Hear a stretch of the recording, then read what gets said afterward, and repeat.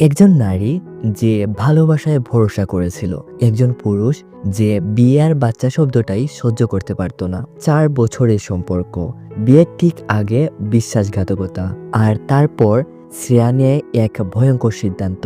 সে একাই মা হবে। স্পার্ম ব্যাংক, ভুয়া তত্ত্ব আর ভাগ্যর অদ্ভুত খেলা। 8 বছর পর সে এমন একজন মানুষের সামনে দাঁড়ায় যাকে সে চিনতেই পারে না। কিন্তু প্রশ্ন একটাই, এই মানুষটাই কি তার সন্তানের বাবা?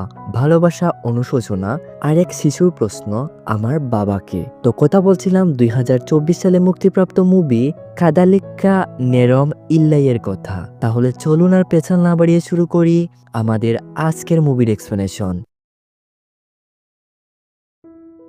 এই মেয়েটার নাম শ্রিয়া, পেশায় একজন আর্কিটেকচার। এই ছেলেটার নাম কারণ। তাদের 4 বছরের রিলেশন, 2 মাস পরেই বিয়ে। বলে রাখি, কারণ ইউএস চাকরি করে, সিন আসে বেঙ্গালুরে। আমরা সিদ্ধার্থ নামে একজনকে দেখতে পাই, ওকে আমরা সংক্ষেপে সিড বলবো। সিডও পেশায় একজন আর্কিটেকচার, তবে তার বাচ্চা মোটেও পছন্দ নয়। সামাজিক রীতিনীতি অনুসারে বিয়ের পর বাচ্চা, তার কাছে এইসব জিনিস খুব একটা ভালো লাগে না। এই হলো সেতু আর ও গুড়া। এরা দুজনেই সিডের বন্ধু। সেতুর বাচ্চা জন্ম দেওয়ার খুব শখ, কিন্তু ওর তো বিয়ে করারই ক্ষমতা নেই, কারণ ও যে গে। ওদিকে গুড়া বাচ্চা জন্ম দিতে চায়, কিন্তু পরিবার সাজাতে চায় না। মানে এক একজন এক এক রকম। তো সেতু বাচ্চা জন্ম দেওয়ার জন্য পাগল হয়ে যায়। সে ঠিক করে সে টেস্ট টিউবের মাধ্যমে বাচ্চা জন্ম দেবে। পরের দিন 3জন স্পার্ম ফ্রিজ করার জন্য স্পার্ম ব্যাংকে চলে আসে। তবে সিড এখানে একটা গেম খেলে। ওই অ্যাড্রেসে সবকিছু তার ফেক ইনফরমেশন দেয়। এই মেয়েটার নাম নিরুপমা। ও একজন মডেলিং অ্যাক্টর আর সিডের গার্লফ্রেন্ড। আর একটা কথা জানিয়ে রাখি, সিডের এঙ্গেজমেন্ট নেক্সট উইক। নিরুপমা আসলে সেতু ফাজলামি করতে গিয়ে কোন জায়গায় কি বলতে হয় এটা ভুলে যায়। বারবার গুড়ার সিড ইঙ্গিত দিয়ে বুঝালেও ও বলেই দেয়। নিরুপমা বিষয়টা জানার পর সিডকে একটা রুমে নিয়ে যায়। 2 সপ্তাহের মধ্যেই আমাদের বিয়ে। তোমার এসব বিহেভ আমার মোটেও পছন্দ হচ্ছে না। তোমার সাথে বিয়ে হলে আদেও আমি শান্তিতে থাকতে পারবো কিনা তাও বুঝতে পারছি না। আজ সেতুর কথায় তুমি স্পার্ম ফ্রিজ করতে চলে গেলে, কাল যদি আমি তোমাকে বাচ্চার কথা বলি, তুমি কি আমার সাথে সায় দেবে? ওদিকে নিরুপমা আবার প্যারিসে মডেলিং করার চান্স পেয়েছে, যেটা নিরুপমার অনেক দিনের ইচ্ছা। সিড বলে, তুমি প্যারিস থেকে ফিরে আসো, এরপর এসব নিয়ে কথা বলা যাবে। ওদিকে আমরা দেখতে পাই ভিসা তাড়াতাড়ি পাওয়ার জন্য কারণ আর শ্রেয়া আজ কোর্ট ম্যারেজটা করে নিয়েছে। কয়েক সপ্তাহ পরেই তাদের বিয়ের পরেই তো কারণ শ্রেয়াকে নিয়ে ইউএস চলে যাবে। তবে শ্রেয়া তার কাজ নিয়ে খুবই মনোযোগী ও দায়িত্বশীল। ইউএস যাওয়ার আগেই প্রজেক্টের কাজটা কমপ্লিট করার চ্যালেঞ্জ নিয়েছে। এদিকে আজ সিডের এঙ্গেজমেন্ট, কিন্তু এখনো নিরুপমা আসেনি। সিড বারবার নিরুপমাকে ফোন করছে, মেসেজ করছে, কিন্তু নিরুপমা উঠাচ্ছেই না। অপেক্ষা করতে করতে বুড় হয়ে যায়। যারা এসেছিল তারাও চলে যায়। সিড মনে মনে অনেক কষ্ট পায়। কিছুক্ষণ পর নিরুপমার বাবা মা এসে সিডকে জানায়, নিরুপমা তোমাকে বিয়ে করতে চায় না। কি কারণ তোমরা দুজনেই হয়তো ভালো জানো। তোমাকে এই চিঠিটা দিতে বলেছে। সিড চিঠিটা পড়ে বুঝতে পারে, বিয়েটি এসব যেহেতু তোমার কাছে একটা সাজানো নাটক মনে হয়, আর বাচ্চাও পছন্দ করো না, তোমার মতো মানুষকে বিয়ে করে আমি জীবনেও শান্তিতে থাকতে পারবো না। এর মধ্যে শ্রেয়ার সাথেও এমন একটা ঘটনা ঘটে যায়, যার জন্য শ্রেয়া কারণকে ঘৃণা করতে শুরু করে। কারণকে সারপ্রাইজ দেওয়ার জন্য কারণকে না জানিয়ে কারণের ফ্ল্যাটে আসে। এরপর যা দেখে, এটার জন্য শ্রেয়া মোটেও প্রস্তুত ছিল না। ব্রেকআপের পর সরাসরি যেটা বেশি দেখা যায়, ছেলেরা নেশা করে। কিন্তু এ কি, কারণ তো বিন্দাস জীবন কাটাচ্ছে। এই ম্যাডাম তো নেশার চক্করে পড়ে যায়। শ্রেয়ার মাসি আর তার একটা ফ্রেন্ড ইয়াসিনী বলে, এটাই ভালো হয়েছে তুই বিয়ের আগেই সবকিছু জেনে গেছিস। বিয়ের পর যদি এরকম হতো, ভেবে দেখ কি হতো। এভাবে কিছুদিন চলে যায়। একরকম সিড আর শ্রেয়ার অবস্থা একই রকম। বলতে গেলে দুজনকেই দুজন ধোঁকা দিয়েছে। একদিন শ্রেয়া তার বাবা মায়ের সাথে তাদের কোনো এক রিলেটিভের অনুষ্ঠানে যায়। একজন তার বাচ্চাকে শ্রেয়ার কোলে একটু রেখে যায়। শ্রেয়া বাচ্চাটার দিকে গভীরভাবে তাকিয়ে থাকে। মনে মনে হয়তো ভাবছিল, ইস, এরকম যদি একটা বাচ্চা আমার হতো। তখনই শ্রেয়ার মা এসে বলেন, এই তোর নারায়ণ মামার ছেলে তোকে বিয়ে করতে চায় লন্ডন থাকে। তোর ফালতু ভালোবাসা আর এঙ্গেজমেন্ট যে ক্যান্সেল হয়ে গেছে সবকিছুই জানে, এতে তার কিছু এসে যায় না। শ্রেয়ার মা খুবই রাগী টাইপের একজন মানুষ। ওনার মুখ দেখলে এটা স্পষ্ট বোঝা যায়। অনেক তো পরিবারের মুখে ফুলচন্দন দিয়েছিস, এবার অন্তত পক্ষে ওকে বিয়ে করে একটা বাচ্চা জন্ম দিয়ে আমাদের 14 গোষ্ঠী উদ্ধার কর। শ্রেয়া ইয়াসিনীর সাথে বসে এই বিষয়টা নিয়ে ডিসকাস করে। বিয়ের জন্য কেন পুরুষই লাগবে, আর বিয়েই বা মানুষ কেন করে? বাচ্চা জন্ম দেওয়ার জন্য? তো বিয়ে ছাড়া যদি আমি বাচ্চা জন্ম দিই, মানে শ্রেয়া টেস্ট টিউব বেবির কথা বলছে। এতে করে পরিবার থেকেও আর বিয়ে কর বলে চাপ আসবে না, অপরদিকে বাচ্চাও একটা পেয়ে যাব। যদিও ইয়াসিনী বারবার এরকম করতে মানা করে, কিন্তু শ্রেয়ার জোরাজুরিতে বন্ধু বান্ধব তো বুঝেনি, মানিয়ে তো নিতেই হবে। তাছাড়া ইয়াসিনী একজন নার্সও বটে। রাতের বেলা শ্রেয়া কারণের সাথে দেখা করে। কারণ তো মনে মনে অনেক খুশি। আমি জানতাম শ্রেয়া তুমি আমাকে ছাড়া থাকতে পারবে না। এই বেটা মুখ বন্ধ কর, তুই এটা যদি ভেবে থাকিস তোকে আমি ক্ষমা করে দেওয়ার জন্য ডেকেছি, তুই আসলে অনেক বড় গাধা। এটা ভাবলি কি করে তুই? তোর মতো লুচ্চাকে আমি ক্ষমা করে দেব? শালার বেটা 12 বাতারি। শুন, কাল তোকে আমার সঙ্গে হাসপাতালে যেতে হবে। কারণ বলে, কেন, কি হয়েছে? এত কথা বলিস না, হাসপাতালে গেলে এমনিতেই দেখবি। পরের দিন শ্রেয়া কারণকে হাসপাতালে নিয়ে আসে। কারো কথায় তো কোনো হাসপাতালে কাউকে প্রেগনেন্ট করতে পারবে না, অবশ্যই এর জন্য পর্যাপ্ত কারণ ও ইনফরমেশন থাকতে হবে। শ্রেয়া বলে, আমি মা হতে চাই, কিন্তু ওর মধ্যে সেই ক্যাপাসিটি নেই, এর জন্য আমার এই পথটা অবলম্বন করতে হচ্ছে।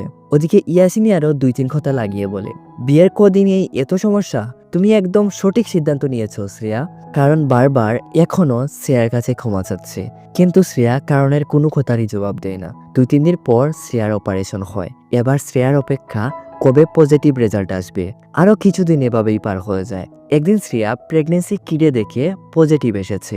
ও তো মহা খুশি। তবে বিষয়টা যখন তার মা বাবাকে জানায়, যদিও তার বাবা তাকে খুব বেশি ভালোবাসেন, তাই বেশি কিছু বলেননি, কিন্তু শ্রেয়ার মা শ্রেয়ার 14 গোষ্ঠী উদ্ধার করে ফেলেন। তুই এসব করার সাহস কোথা থেকে পেলি? লজ্জা করে না তোর? শ্রেয়ার বাবাকে বলেন, এই ঘরে হয় ও থাকবে, না হলে আমি থাকবো।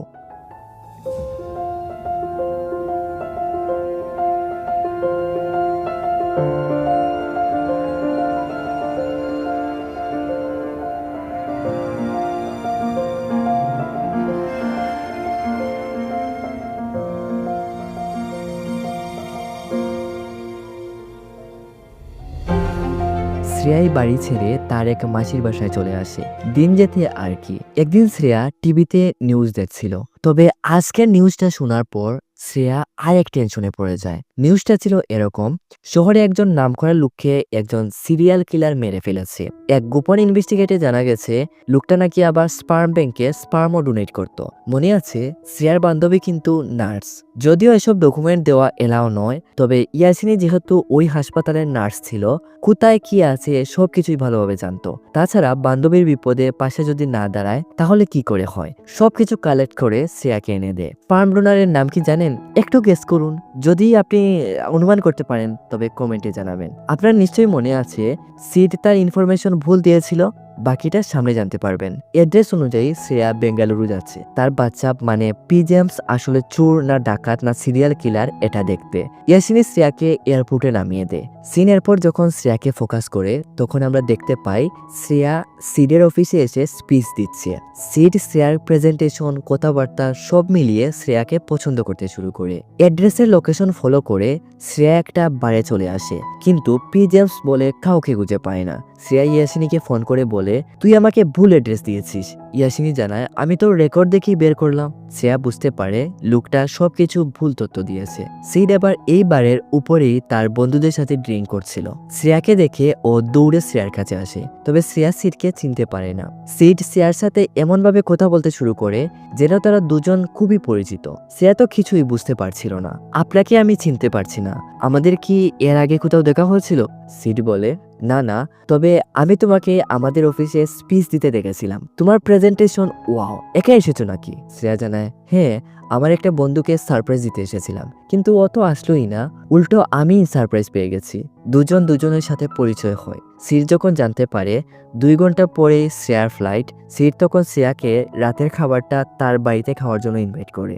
যদিও এইবারেই শ্রেয়া খেতে পারবে, কিন্তু সিডের বাবা অনেক ভালো খাবার বানায়। সেতু আর গুড়াও সিডের সাথে সায় দেয়। তুমি কল্পনাই করতে পারবে না সিডের বাবা কতটা ভালো খাবার বানায়। শ্রেয়া তাদের কথাবার্তায় ইমপ্রেস করে চলে যায় সিডের বাড়ি। শ্রেয়া অনেকটা সময় সিডের বাড়ি কাটায়, সবাই মিলে অনেক আনন্দ উল্লাস করে। ফ্লাইটের সময় আসলে সিড নিজে গিয়ে শ্রেয়াকে এয়ারপোর্টে নামিয়ে দেয়। তবে এই কয়েক ঘন্টায় শ্রেয়া কেন জানি সিডকে তার ক্লোজ একজন মানুষ মনে করতে শুরু করে।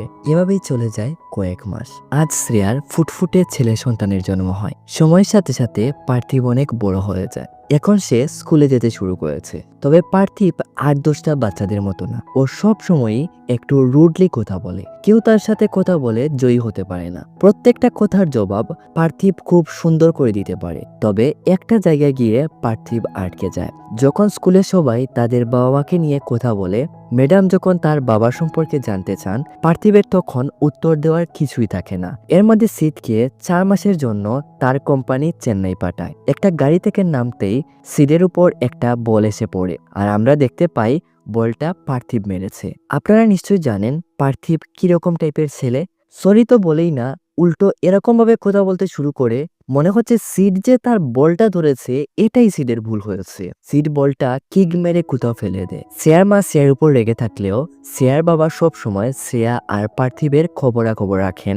আঙ্কেল শ্রেয়াকে খুব ভালোবাসেন, আর জানেনই তো বাবারা মেয়েদের একটু বেশি আদর যত্ন করেন। তো পার্থিব আজ বাড়িতে ফিরে তার নানার কাছে বায়না ধরে একটা বল কিনে দেওয়ার জন্য। বল না পেলে তার বন্ধুরা তো তাকে খেলায় নেবে না। এইসব কথা যখন শ্রেয়া জানতে পারে, শ্রেয়া বলে, আমিও কাল তোর সাথে যাব, দেখাস তো লোকটাকে। তো পরের দিন সবাই খেলছিল, কিন্তু পার্থিব বসে বসে দেখছে। তখনই সিড এখানে আসে। তোমাকে ওরা খেলায় নেয়নি? পার্থিব সিডের কথার উত্তর না দিয়ে পেছনে তাকায়। শ্রেয়া তো ভীষণ রেগে আছে। ৮ বছর পর তাদের দেখা। দুজনেই একজন আরেকজনের দিকে বুকার মতো তাকিয়ে আছে। শ্রেয়া বলে, আরে তুমি এখানে কি করছো? চোখের নিমেষেই রাগ গলে কাঁঠাল গাছের মাথায় উঠে যায়। শুরু হয় ভাবের কথাবার্তা। পার্থিব বলে, এই ব্যাকলি আমার বল বাইরে ছুঁড়ে ফেলে দিয়েছিল।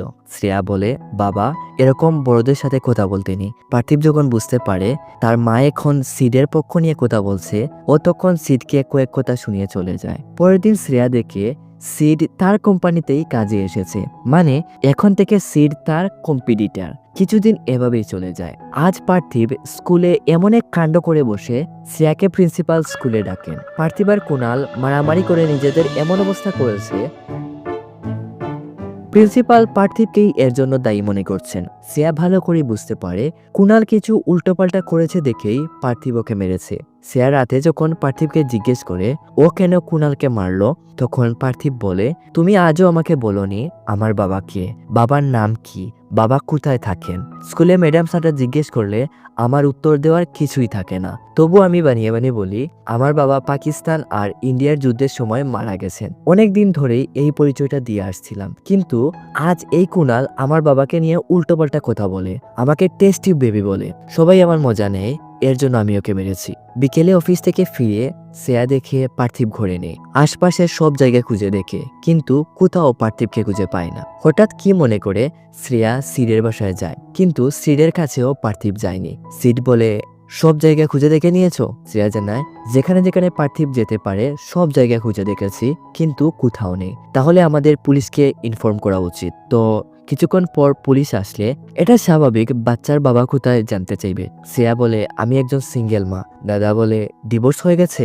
শ্রেয়া সত্যিটা বলতেই যাবে, সিড তখন বলে, হ্যাঁ এখন ওনার সাথে শ্রেয়ার কোনো সম্পর্ক নেই। দাদা বলে, যতদূর সম্ভব মনে হচ্ছে পার্থিবকে কেউ কিডন্যাপ করে ফেলেছে। আচ্ছা আমাদের দিক থেকে যা যা করা যায় আমরা করছি। শ্রেয়া তো পুরো ভেঙে পড়ে। 2-3 ঘন্টা খোঁজাখুঁজি করার পর পার্থিবকে পাওয়া যায়। সিড পার্থিবকে শ্রেয়ার কাছে নিয়ে আসে। পার্থিব তার বাবাকে খোঁজার জন্য বেঙ্গালুরের রেলওয়ে স্টেশনে ট্রেনের জন্য অপেক্ষা করছিল।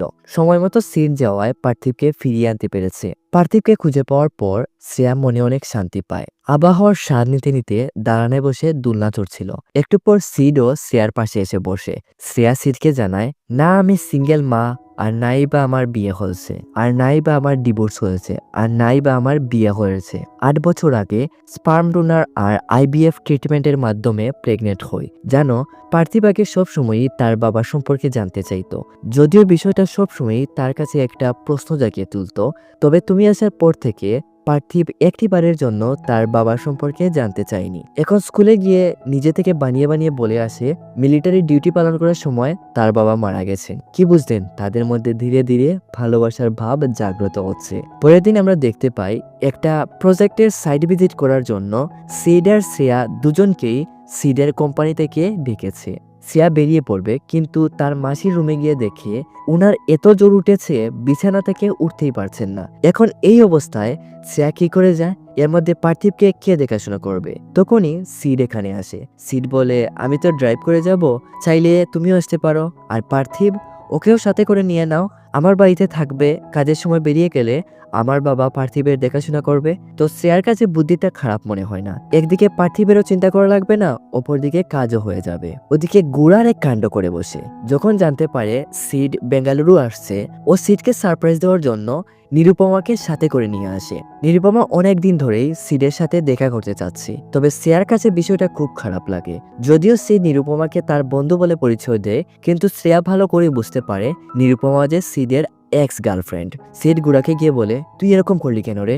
আরে আমি কিভাবে জানবো তুই যে শ্রেয়াকে এখন ভালোবাসিস? নিরুপমা আমাকে ফোন করে বলে তোকে নাকি ও খুব মিস করছে, তাই আমি এখানে নিয়ে আসলাম। মনে করেছিলাম তুইও সিঙ্গেল, ও সিঙ্গেল, দুজনের একসাথে দেখা হলে ধামাকা হবে, কিন্তু এখানে এসে দেখি তুই আরেকটা পাখি খাঁচায় বন্দি করে ফেলেছিস। তখনই নিরুপমা এখানে আসে। অনেক কিছুই তো পরিচয় দেওয়া যায়। সিড বলে, একটা প্রজেক্টের সাইট ভিজিট করার জন্য একসাথে আমাদের আসতে হচ্ছে, কালই আবার চলে যাব। নিরুপমা বলে, আমারও চেন্নাই কিছু কাজ আছে, আমি কি তোমাদের সাথে আসতে পারি? হুট করেই তো আর না বলা যায় না। সিড বলে, আচ্ছা ঠিক আছে। সবাই এরপর চেন্নাইয়ের উদ্দেশ্যে বেরিয়ে পড়ে। নিরুপমা সরাসরি সিডের ফ্ল্যাটে এসে ওঠে। আসলে কাজ তো ছিল একটা অজুহাত মাত্র। সিড যে অন্য কারো হয়ে যাচ্ছে এটা নিরুপমা মেনে নিতে পারছিল না। ওই দিন এঙ্গেজমেন্টে না আসার অনেকগুলো কারণ ছিল। বিয়েটা যদি হয়ে যেত এতদিনে হয়তো আমরা আলাদা হয়ে যেতাম। সিড, আমি তোমাকে এখনো ভালোবাসি। সিড নিরুপমার কথার কোনো উত্তর দেয় না। এর একটু পর পার্থিব এসে জানায় আগামীকাল তার বার্থডে, তো সিডকে আসতেই হবে। এদিকে শ্রেয়া এখন সিডের থেকে দূরে দূরেই থাকে। পার্থিবকেও সিডের সাথে বেশি থাকতে দেয় না। আজও ফুটবল প্র্যাকটিস থেকে পার্থিবকে এসে নিয়ে যায়। আজ পার্থিবের জন্মদিন। দরজা খুলে কেউ আসলেই শ্রেয়া তাকিয়ে দেখে সিড নিয়ে এসেছে, কিন্তু সবাই এসে গেলেও সিড এখনো আসেনি। পার্থিব ছুরি ধরে অপেক্ষা করছে সিডের জন্য। হঠাৎই সিড আয়রনম্যানের পোশাক পরে পার্থিবকে এসে সারপ্রাইজ দেয়। মুহূর্তের মধ্যেই পার্থিবের চেহারায় হাসি ফুটে ওঠে। কেক টেক কাটা হয়। কেকের প্রথম টুকরোটা যেখানে শ্রেয়াকে খাওয়ানোর কথা, কিন্তু পার্থিব শ্রেয়াকে না দিয়ে সিডকে দেয়। শ্রেয়া আর তার মাসি একে অপরের দিকে তাকিয়ে আছে। সিড এরপর শিখিয়ে দেয় শ্রেয়াকে খাইয়ে দেওয়ার জন্য। শ্রেয়ার মাসি বলেন, সিড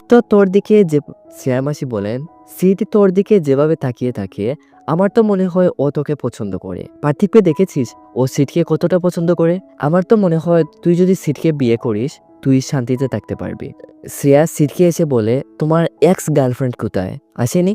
সিড বলে, তোমাকে আগেই তো বলেছি আমি ওকে পছন্দ করি না। এসেছিল এখন দরদ দেখাতে, যখন বুঝতে পারে আমি এখন ওকে পছন্দই করি না তাই চলে গেছে। শ্রেয়া সবাইকে খাবার টাবার দিচ্ছিল। ওদিকে সিড শ্রেয়ার ঘরে সবকিছু ঘুরে ঘুরে দেখছিল। হঠাৎ করে কোনোভাবে সিডের হাত লেগে শ্রেয়ার ল্যাপটপটা ওপেন হয়ে যায়। শ্রেয়া যে প্রজেক্টটা পাওয়ার জন্য এতদিন পরিশ্রম করছে সিড এক এক করে সব দেখতে থাকে। যদিও এখানে আসার আগেই শ্রেয়ার বস সিডের বসকে জানিয়ে দিয়েছে প্রজেক্টটা সিডি পেয়ে গেছে, কিন্তু অফিসিয়ালি জানানো হয়নি। সিড প্রজেক্টের ফাইলগুলো দেখে শ্রেয়া তো সিডের উপর ভীষণ ক্ষেপে যায় আর সিডকে অনেক উল্টোপাল্টা কথাবার্তা বলে। সিড কিছু না বলেই মাথা নিচু করে চলে যায়। পরের দিনই সিড বেঙ্গালুরু চলে যায় আর তার বসকে বলে এই প্রজেক্টটা শ্রেয়াকে দিয়ে দিতে। সিডের বস অনেক রাগারাগি করে, শেষ পর্যন্ত সিডের জবটা পর্যন্ত ছাড়তে হয়। এতেও সিড খুশি ছিল। শ্রেয়া যখন বিষয়টা জানতে পারে সিডি এই প্রজেক্ট তাকে দিয়েছে, ও নিজের ভুল বুঝতে পারে। পরের দিন ছিল পার্থিবের স্কুলের ফাইনাল ফুটবল ম্যাচ। একটা সময় পার্থিব ফুটবল খেলা প্রার্থনা দেখে কেউই তাকে খেলতে নিত না, কিন্তু সিড তাকে প্র্যাকটিস করিয়ে টপে নিয়ে আসে। কয়েকদিন ধরেই সিডের সাথে তার দেখা নেই। আবার আগামীকাল ফাইনাল ম্যাচ। পার্থিবের মনটা ভীষণ খারাপ, তাই কোনোভাবে পার্থিব সিডের কাছে চলে যায়। পরের দিনই খেলা শুরু হওয়ার আগে সিড পার্থিবকে নিয়ে আসে। শ্রেয়া সিডকে সরি বলে দুজন মানবিমান কাটিয়ে নেয়। সিড বলে, পার্থিব যখন আমার বাসায় এসেছিল তখন আমি তোমাদের কাছে আসছিলাম, তোমাদের দুজনকে ছাড়া আমি এক মুহূর্ত থাকতে পারছিলাম না। এরপর সিড শ্রেয়াকে প্রপোজ করে। শ্রেয়া যদিও মনে মনে সিডকে পছন্দ করে, কিন্তু কখনো সিডকে বুঝতে দেয়নি আর সবকিছুই প্রায় ঠিকঠাক হয়ে যায়। আমরা তো জানি পার্থিব সিডেরই ছেলে, কিন্তু মুভিতে এটা ক্লিয়ার করা হয় না। আর এখানেই শেষ হয়ে যায় আমাদের আজকের মুভির এক্সপ্লেনেশন। তো আজকের এই ভিডিওটা আপনার কাছে কেমন লাগলো অবশ্যই কমেন্ট করে জানাবেন। আর চ্যানেলে নতুন হয়ে থাকলে সাবস্ক্রাইব করে পাশে থাকবেন। তো দেখা হচ্ছে নতুন কোনো ভিডিওর সাথে। ততক্ষণ পর্যন্ত নিজেদের খেয়াল রাখবেন, সুস্থ থাকবেন। ধন্যবাদ।